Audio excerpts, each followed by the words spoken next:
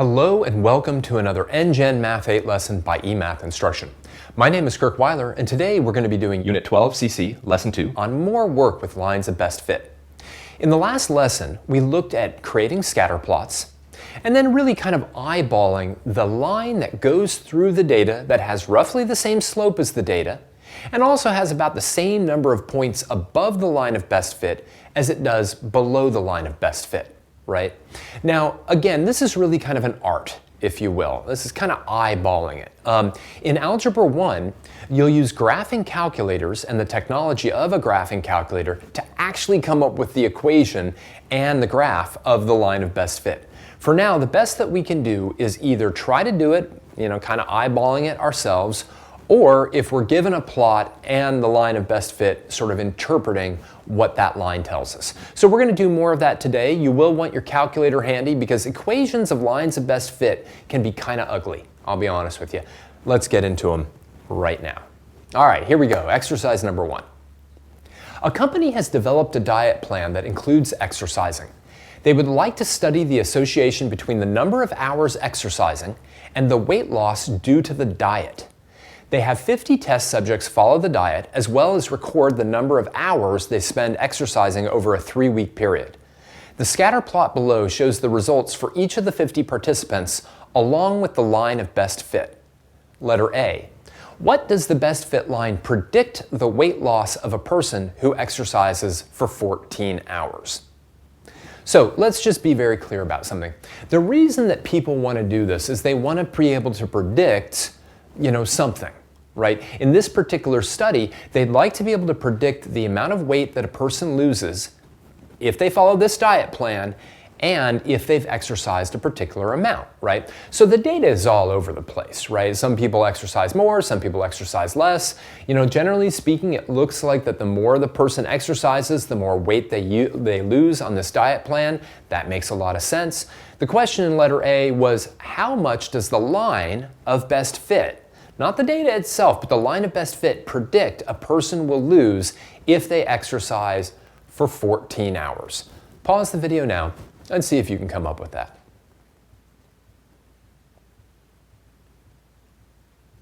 And again, we're not talking about these data points up here that are near the 14-hour mark. I literally mean if you come over here to 14, you go to the line of best fit, and you come over here, it looks like it predicts 11 pounds, right? And again, that's why we want lines of best fit. We want to be able to predict them. We want to be able to say to somebody, hey, if you follow this diet plan and you exercise for 14 hours, you're going to lose 11 pounds. Now, obviously, there was somebody who exercised around 14 hours and lost more than 11 pounds. But the line itself predicts 11 pounds for 14 hours. Now, let's take a look at letter B. Estimate the y-intercept of the best fit line. Give an interpretation of the y-intercept within the context of this problem. Fantastic. Well, we've got the line of best fit drawn. Let me just kind of move this up a bit so we don't have to look at all that text. I'd like you to try to estimate the y-intercept of this line as best as you can, and then I'd like you to give me an interpretation of it within the context of this problem. Pause the video now.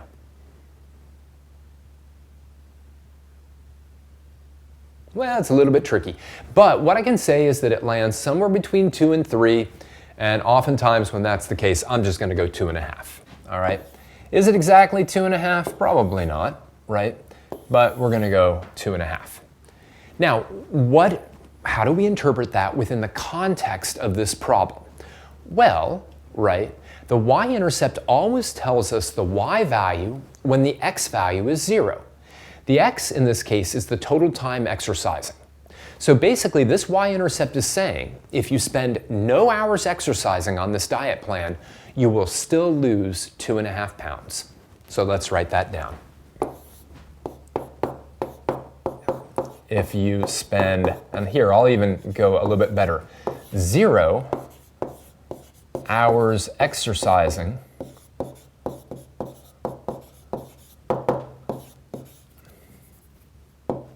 on this diet plan,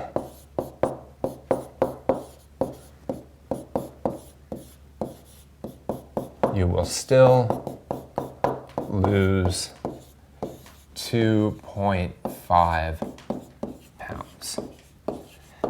Now, if you said that you estimated the y-intercept to be 2 pounds, that's great. I think 3 pounds would be a little bit weird, and then you interpret it as, hey, if you spend 0 hours exercising, you'll still lose 2 pounds. That's completely okay. All right, now we've got the y-intercept. That's pretty easy to do, but of course lines really are dictated by two things. They're dictated by their y-intercept and by their slope. So that's what we're going to get into next. Let's take a look at letter C. Circle 2 points that the best fit line passes through and write their coordinates below. These do not need to be actual data points and likely aren't. All right, so we know, right, from our work with linear, just equations of lines, that to calculate the slope of a line, I need 2 points that it falls through. So now, if I would like the slope of this line, what I want to do is I want to look really closely along the line and try to find 2 points that this line passes through. Now, how about this? Let's do one of them kind of in common, and let's actually use maybe the one that we just looked at. In other words, let's use the point 14, 11, right? That was that one that said, if I exercise for 14 hours, I'll lose 11 pounds. What I'd like you to do is try to find a point down in this area that this best fit line goes through. And again, it doesn't have to go through a data point, all right? We just want to look along the line to see where it goes through sort of a nice point that I know that it's hit. Pause the video now and try to come up with another point.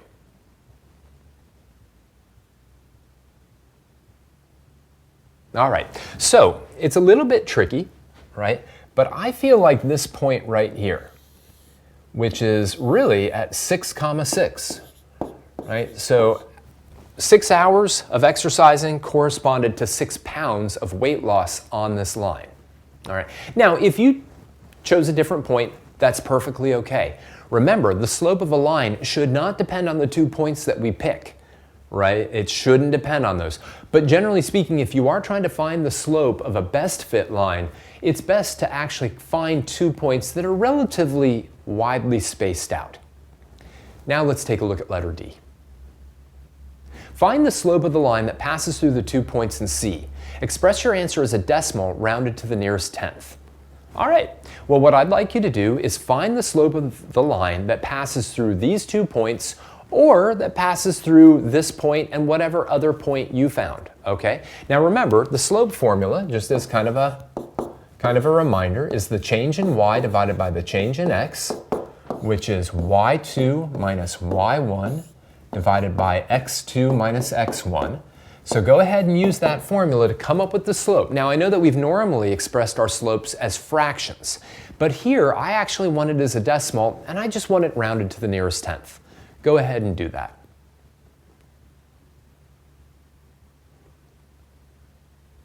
All right, well, I'll consider this x1, y1. I'll consider this x2, y2. Makes sense. So I'm going to say my slope, maybe move this way. Move this down a little bit, give myself a little more room. My slope is going to be 11 minus 6 divided by 14 minus 6, and that's going to be 5/8. And again, if we were just kind of coming up with the slope of a line and we didn't care about it in any other way, I think I'd leave it as 5/8.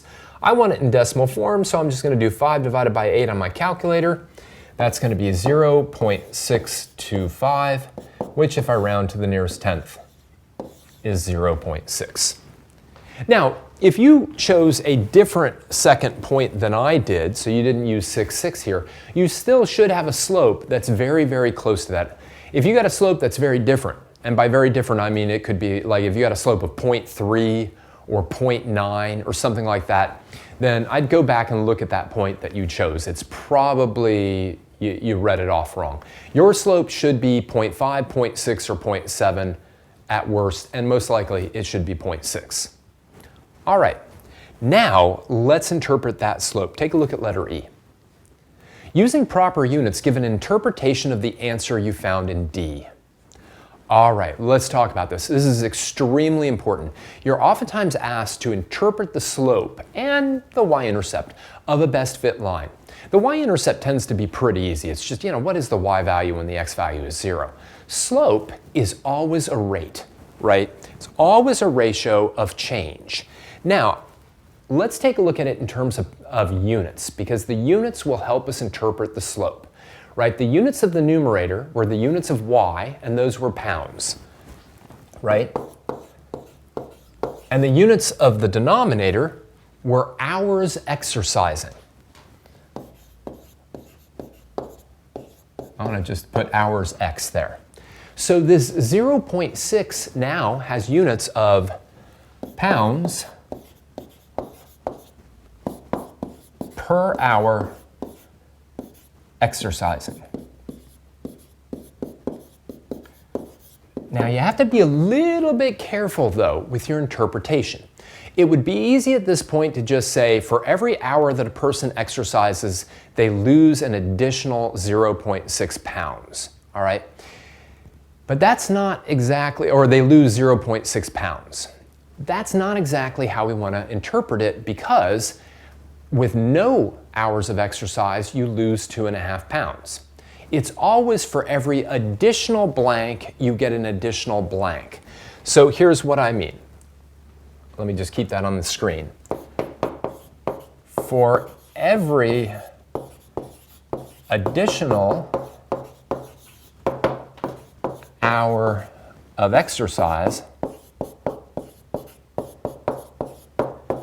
a person loses an additional 0.6 pounds.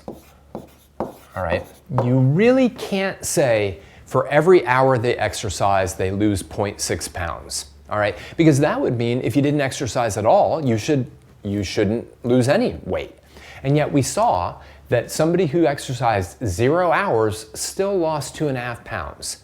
So that's where it's very important to say for every additional hour of exercise, a person loses an additional 0.6 pounds. Finally, letter F, this should be a piece of cake. Write the equation of the best fit line in y equals mx plus b form. All right, well, we've got everything we need here. Pause the video now and go ahead and write the equation of the best fit line.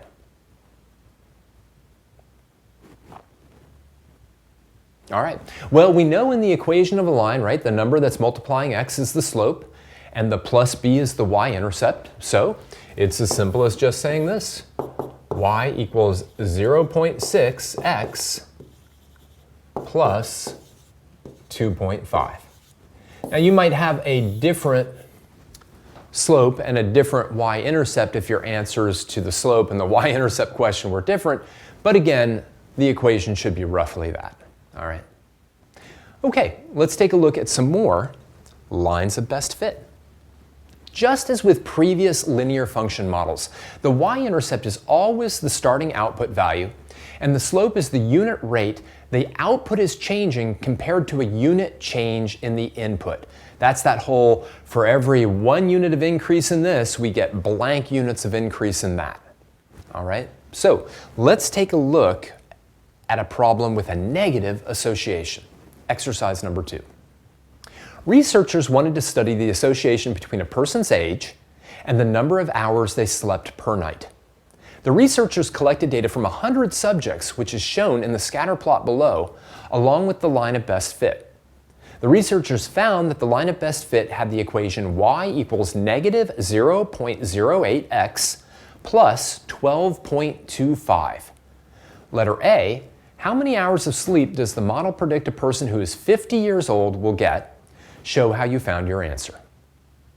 All right, well, here's your equation. It is the model for this data. So use that model to predict how much sleep a person's going to get if they're 50 years old. Pause the video now.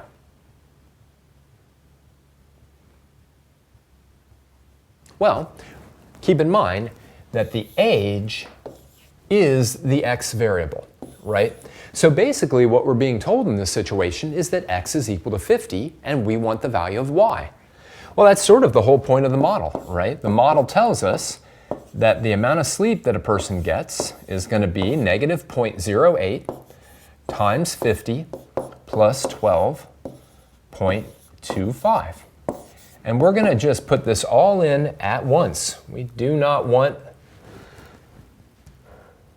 to do this in stages. I'm going to do negative 0.08 times 50 plus 12.25. And we get 8.25 hours. In other words, according to this model, somebody who is 50 years old will typically sleep 8 1/4 hours a night. And it is generally true that as people get older, they tend to sleep less at night. Now, let's do some interpretation. In letter B, right, it says, how do you interpret the values negative 0.08 and 12.25 within the context of this problem? Okay, well, one of these two values is the slope, and one of these two values is the y-intercept. I'd like you to try to use those ideas, what we just talked about in the last problem, to try to interpret both. And if you feel more comfortable interpreting this positive number first, go ahead and do that. I think that's how I'll start my explanation. And then move on to this. If you can only figure out how to interpret one of them, that's fine as well. But try your best to give an interpretation of both of those two numbers.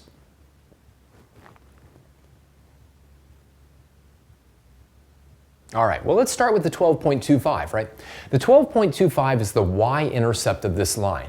And really, what that's telling us is that a newborn baby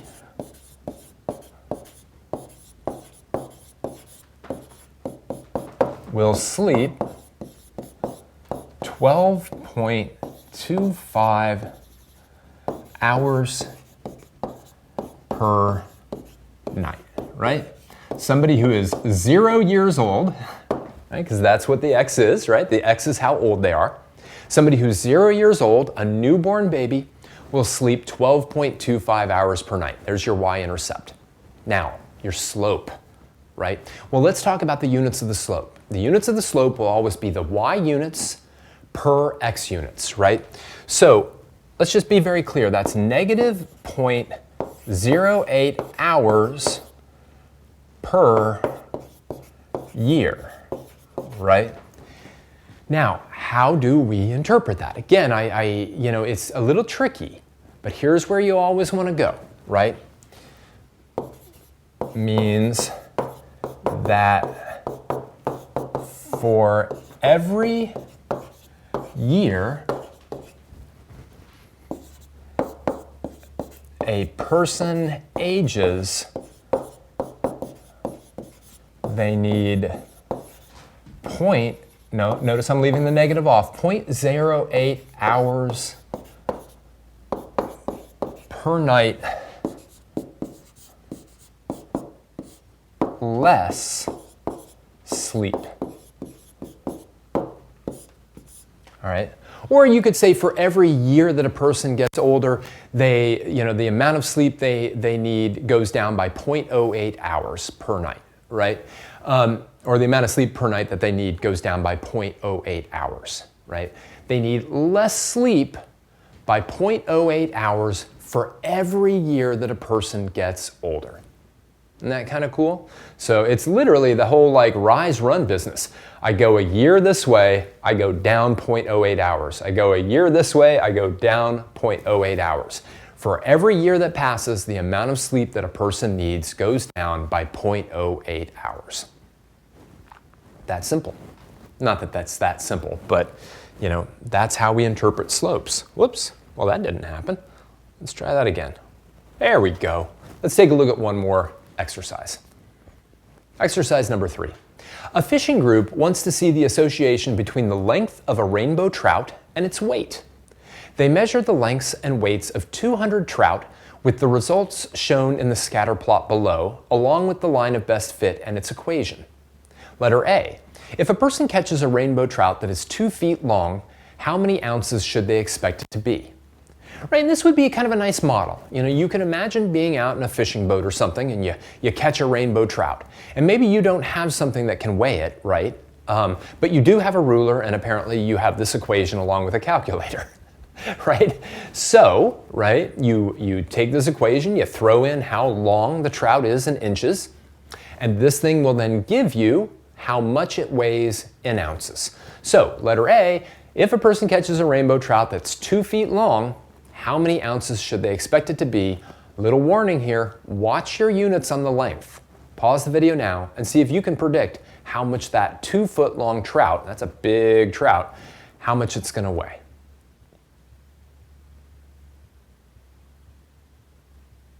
Well, you have to be careful because even though they kind of gave us the X value, the X values are the length of trout in inches. Inches.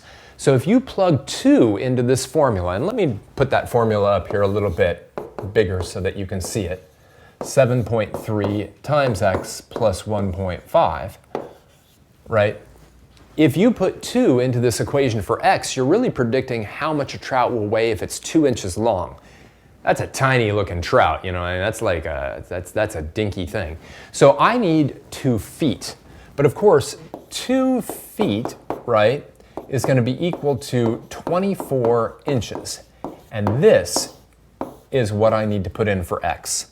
So Y is going to be 7.3 times 24 plus 1.5. Right, so I'll just bring this thing up. Do a little 7.3 times 24 plus 1.5 gives me a weight of 176.7 ounces. All right. Now, letter B. Explain the significance of the 7.3 in the model. So what does the 7.3 tell you? Pause the video now and see if you can answer that. All right, well the 7.3 in this case is the slope, right? So again, let's take a look at units. 7.3 what? Well, the units of the top, or of the Y value, are ounces, and the unit of the X are inches. 7.3 ounces per inch, right? So what does that really tell you? What it tells you is that for every additional inch that the trout grows, right, it's going to gain 7.3 ounces. So for every additional inch of length, a trout gains 7.3 ounces. Now, one last thing, even though it's not part of the problem, I never asked you to interpret the y-intercept here, right? Because honestly, the y-intercept here is a bit unrealistic. If you think about it, right, the y-intercept 1.5 would be how many ounces a trout would weigh if it was 0 inches in length. Now granted, 1.5 ounces is extremely light, but I'm going to go out on a limb and say that if a trout was 0 inches long, then it wouldn't weigh anything. All right, and yet the 1.5 is the y-intercept of our best fit line. It just doesn't really have any realistic interpretation. The slope still does. For every additional inch that the trout is long, it's going to be an additional 7.3 ounces in weight. All right, let's wrap this up.